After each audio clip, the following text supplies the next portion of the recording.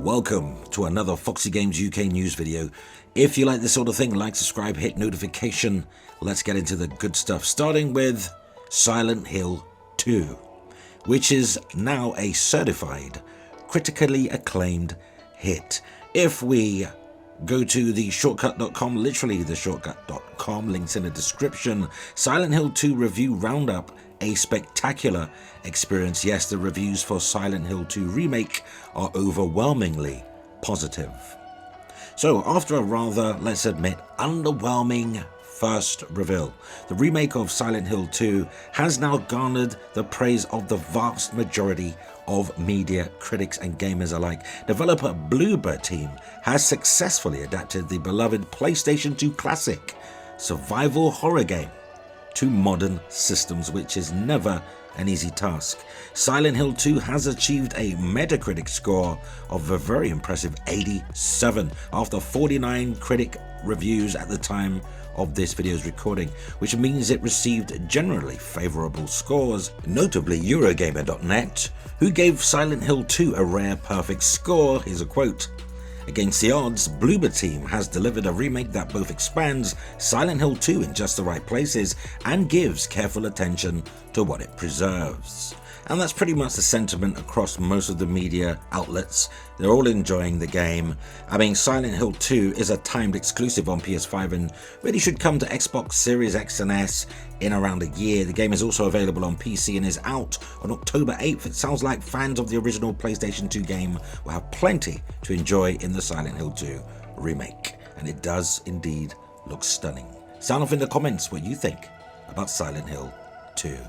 Now moving on to our next news story, courtesy of PlayStationUniverse.com, the ever-growing list of PS5 Pro enhanced games is reaching a climax, and what the PS5 Pro enhancements that you can expect for existing PS4 and PS5 titles will bring. Well, it seems PSU has all the answers, because PS5 Pro packs in an all manner of cutting-edge technology within its sleek chassis, and boasting a massively upgraded GPU, advanced ray tracing and AI-driven upscaling. We've gone over it to the hilt, so we won't be repeating that. But you can catch all the PS5 Pro enhanced games. Stay tuned continually to this channel and of course PSU for added games. Now, here's the list of the games. I'm not going to mention them all, but the notable ones, and I'll even include the enhancements that you can expect. So Alan Wake 2 adds ray tracing, 4K resolution in 60 FPS performance mode.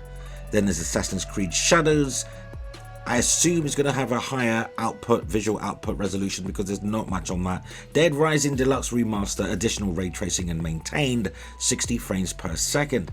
Demon's Souls, which didn't really need an upgrade, but it allows for full 4K fidelity mode to run at 60 FPS. You got Diablo 4, that's been added to list. Rod Ferguson has confirmed over at Blizzard that Diablo 4 will be getting a PS5 Pro enhancement, though we don't know what that entails just yet. Dragon Age The Veilguard, improved resolution and visual presets in its 30 FPS fidelity mode and 60 FPS performance mode, along with implementation of ray traced ambient occlusion.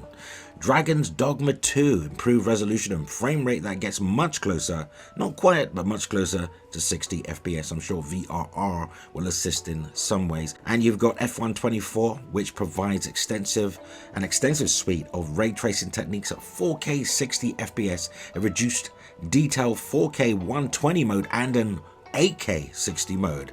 Final Fantasy VII Rebirth, massive upgrade in visual quality when running performance mode at 60 FPS, and is now comparable and often exceeds fidelity mode. Of course, Fortnite gets an upgrade. Ghost of Yotei, unspecified what upgrades. Gran Turismo 7, additional ray tracing effects, additional detail in 120 FPS mode, and support for 8K 60. That's 2 8K games so far, both races. Hogwarts Legacy, massive ray tracing improvements in 30 FPS fidelity mode, improved resolution in both 30 FPS fidelity and 60 FPS performance modes. Of course, Horizon Forbidden West overhauled resolution upscaling provides massive boosts to image quality and clarity, of course, in 60 FPS performance mode, which exceeds the quality of the FPS mode, 30 FPS fidelity mode. Now, Horizon Zero Dawn Remastered, bit of contention here, but just a $10 upgrade if you are one of the many PlayStation gamers who already owned the game on PS4. But yeah, Overhauled resolution upscaling provides massive boosts to image clarity in 60 FPS performance mode, which exceeds again the quality of the 30 FPS fidelity mode. One of my favorite VR games, Kayak VR Mirage, is getting upgrades, unspecified. Lies of P, unspecified. Like a Dragon, Pirate Yakuza in Hawaii, unspecified. Marvel Spider-Man Miles Morales, of course, implementation of Performance Pro preset that maxes out resolution and image quality at 60 FPS while matching ray tracing seen in the RT fidelity mode. Very impressive. You got the Spider-Man remastered as well, getting pretty much the same thing, along with Spider-Man 2, Marvel's Wolverine, of course. We haven't seen gameplay, proper gameplay on that. That isn't leaked, that is. So that's unspecified. Metal Gear Solid Delta Snake Eater, unspecified. Mortal Kombat 1, again, unspecified. No Man's Sky, of course, you know what to expect there. Ratchet and Clank, pretty much the same as the Spider-Man games. Everything matching the RT fidelity mode, but in 60 FPS. Resident Evil 4, improved visual quality and frame rates across all modes. Resident Evil Village, a new 120 FPS mode included, which boasts the quality presets of the 60 FPS mode available in the standard PS5 version. Rise of the Ronin, an uptick in resolution to 4K and much more stable frame rate that sticks to 60 FPS. I like the way they said sticks, that means it's locked.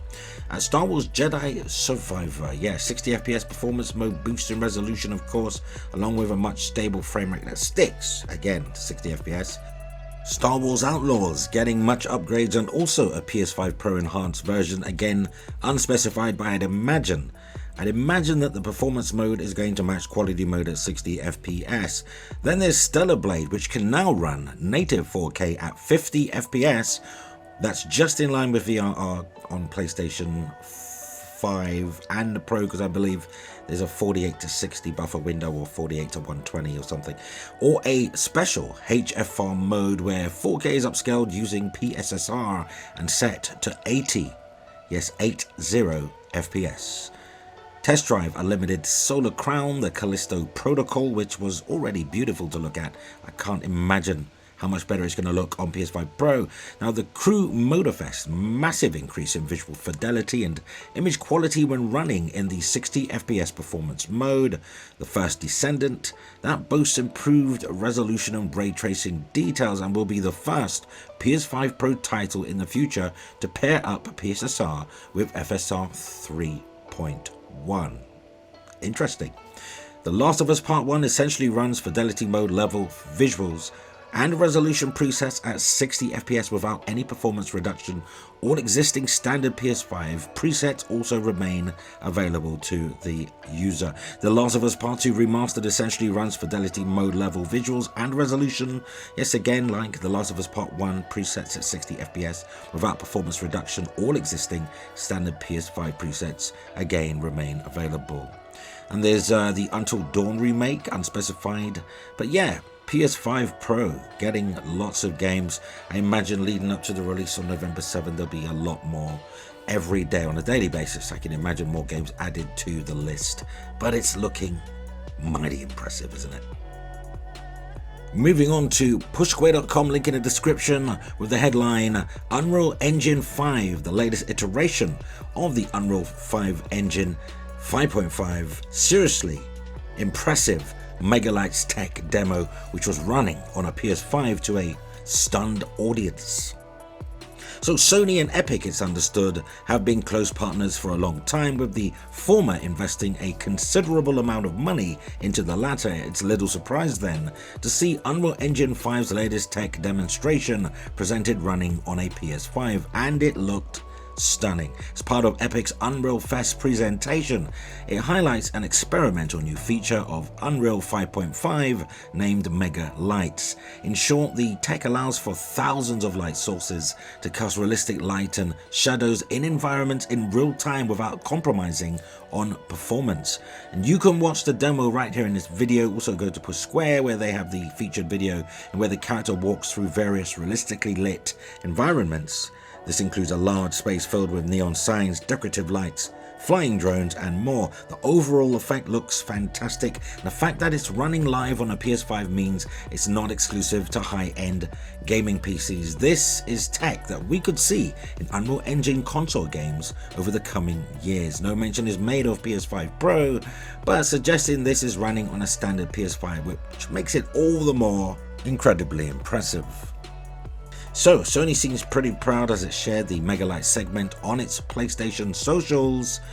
What do you make of the demo? What do you think of the demo? Because if we move over to PCGamer.com, Unreal Engine 5.5's Megalight allows devs to use orders of magnitude and more light sources, even on older hardware. Ray tracing has been a revolution and is steadily becoming the norm of AAA games, but to put it another way, it's lighting tech you definitely feel the absence of should a rogue update take away the option. Well, lighting artists are rejoicing because Unreal Engine 5 is coming swinging with what could be the next leap forward to set screens ablaze. Revealed during Unreal Fest this week in Seattle, Megalights is a new experimental feature for Unreal Engine 5.5 that allows developers to play orders of magnitude, casting shadow, lights and everything else more than ever before without taking out hardware performance and making it struggle to its knees.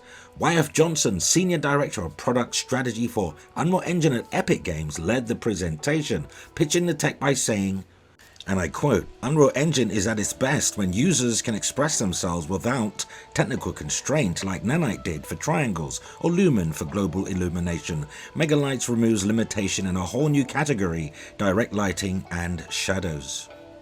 Along with the Decima engine which powers Death Stranding and the Horizon games, this is my second favorite engine. It's gotta be, because what does it mean when you have lifelike, photorealistic, supremely impressive visuals on screen with the absence of taxing the hardware due to light sources? And this is what really solves this problem. So they've also got that meta faces as well, meta human, where they're almost lifelike human beings. Now here's the thing, this is all fine and dandy if you have hefty hardware, but what about everyone else? What about optimization? Well, in a show of confidence from Epic, the Megalight live demo ran natively on a PlayStation 5 console, the standard PlayStation 5, with Senior Technical Product Manager Victor Brodin waggling the sticks of the DualSense controller. The sell appears to be Megalights can run smoothly even on a base PS5 unit. Del Walker, a senior character artist who's worked on Star Wars Jedi Survivor and Suicide Squad Killed the Justice League, talked to X to put it into context. He shared, "People often don't realize how many games look amazing in development until we have to cut back on lighting to make them run on consoles. This is gonna next-gen your next-gen games." Wow. Now for those making the most of older hardware, what's possible in Unreal Engine 5.5 could well light up your world, but until I get my grubby little hands on a game that actually uses the tech, I'll be waiting in the shadows. Unreal Engine 5.5 is a game changer, and I'm sure you've seen Decima Engine and what it can do, going way back to Killzone Shadowfall, the opening sequence with the craft flying through that glass illuminated cities, just amazing too, even in 2024. And that game is very old. I don't even know when it launched, 2013. But yeah, fantastic stuff. I'm really looking forward to the future of video gaming. As you know, we're reaching diminishing returns. That's why they have to find ways to upscale instead of adding more powerful GPUs, CPUs. That's just not feasible because they really can't reach the mass consumer with the increasing price and cost, and that's just not very efficient.